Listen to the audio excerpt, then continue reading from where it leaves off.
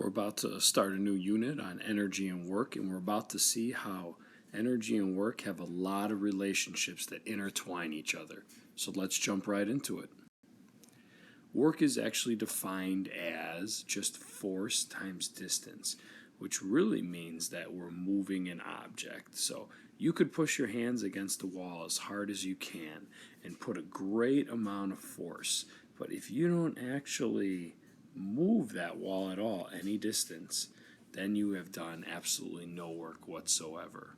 So the key is that when you're doing work, an object has to move. All right? The proper unit for work is in joules, and we're going to find out that joules is also the unit for energy, and that's because they're going to be closely related, and we'll see that in just a little bit.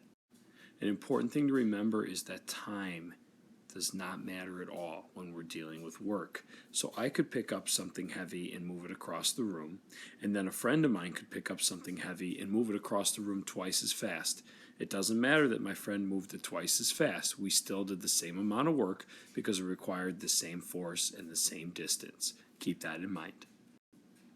As for power, power is really just the rate at which we get work done. So power is just work divided by time.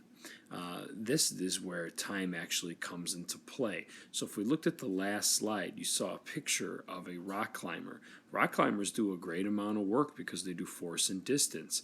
But since it takes a while to climb up the rock, a lot of times we can say that they're not very powerful. That doesn't mean they're not strong. It just means that they don't do a lot of work in a short amount of time. So something that we often have a misconception with is how we use the word power. Truly, by its definition, it's just the amount of work done per unit of time. We measure power in watts, something you've heard of and are familiar with. That's a capital W. Watts is the unit, though, for power. If we take a look at this guy down here lifting his barbell, if he lifts it up over his head, that's work. But how quickly he lifts it up over his head actually determines how powerful he is. When we talk about work and power and objects moving, and here pretty soon kinetic and potential energy, we're really dealing with mechanical energy. And mechanical energy is really just something to do with an object moving. In fact, if we just take the very simple definition of energy, it's just your ability to do work.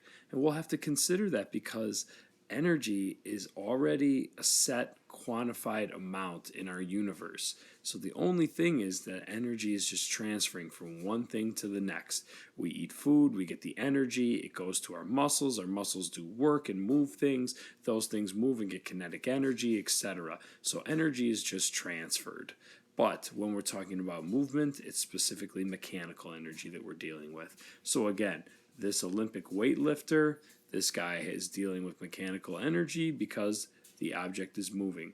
Take this bow, for instance, though. When we pull that bow back, we are definitely creating a stored amount of energy. Think of the Hunger Games and Katniss. She pulls back that bow with her hand, and that stored energy is what we're going to define as potential energy here in a few minutes.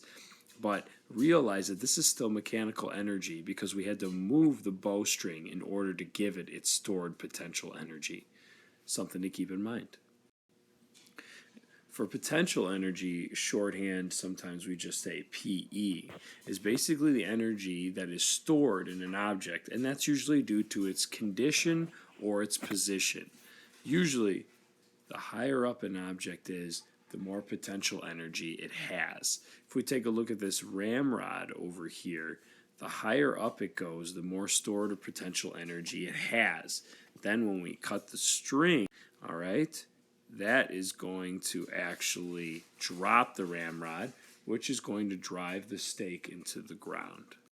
Again, this bow and arrow over here, if you pull back the bow, you did work to pull the bow back, which is a form of energy in a way. It's measured in joules. But by holding it there now, it's stored potential energy. So judging by its position, we can actually determine how much energy it has stored up in it. To actually figure out potential energy's value, we're going to deal with potential energy from the basis of how far off the ground it is. The actual equation for it then is just mass times gravity's acceleration times height. Don't forget, though, That weight is another way to say mass times gravity's acceleration. So you can look at this in two different ways, but it's the same exact equation. More importantly, though, potential energy is measured in joules just like work is. And simply by knowing the height of the object and multiplying by its mass and gravity's acceleration, 9.8, you should end up with a value for your potential energy. Simple as that. Now, kinetic energy is the energy of motion. When an object is moving, it has kinetic energy. Simple. It's no surprise then that kinetic energy's equation has to deal with velocity because we are moving. Kinetic energy is 1/2 times the mass of the object times its average velocity squared. It also is measured in joules. So now we know that work, potential energy, and kinetic energy all are measured in joules, which is no surprise when we're about to talk about how they're all related. Anyways, on a roller coaster at the very top, you have a lot of potential energy, stored energy, because you aren't moving fast. But as you move down that roller coaster, you turn into a lot more kinetic energy because you are moving a great deal or your velocity increases. How about when you throw a ball up in the air? We know when a ball goes up in the air, it eventually stops for a short period of time and then comes back down. Right when you throw it from the very bottom or out of your hand, that's a very large amount of kinetic energy, or the maximum amount. Then when we go to the top, we end up with the maximum amount of potential energy at the top and no kinetic energy at the top because the object stops. So really, in the end, the bottom beginning kinetic energy is actually equal to the change in the top potential energy. And we'll see that relationship here in just 1 second. Take a roller coaster, for instance. At the very top of the hill, you have very high potential energy and very low kinetic energy. But as you go down the hill, your kinetic energy gets larger and larger, and your potential energy, since you're getting lower in height from the ground, gets lower and lower. Then if you travel up this hill a little bit, your kinetic energy is going to drop a little bit. Why? Because your potential energy is going to increase. They go opposite of each other. Now say, for instance, you are all potential energy. We'll do simple. 100 joules at the top, 0 joules here for kinetic energy. We'll say you're not moving yet. Then when you get to the very bottom, now it's all kinetic energy. So now it becomes 100 joules and 0 joules for potential energy. All right? Notice that when you add up potential and kinetic, they equal 100 for the total. The same is at the bottom. Add them up, they both equal 100. All right? That's not going to be any different than over here when we get to this. Say the potential energy rises to 25 joules. That would mean then that the kinetic energy would have to be at 75. Why? Because when you add them up, no matter where you are in the system, it should always equal 100 joules. That's because the sum of the kinetic and potential energy have to be constant. Why? We'll talk about that in just a second.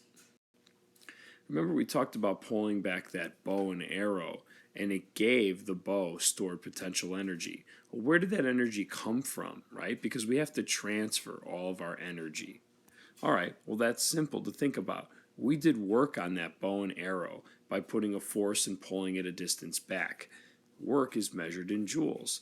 Because of that work, we gave that bow potential energy, which is measured in joules. Those end up being equal to each other.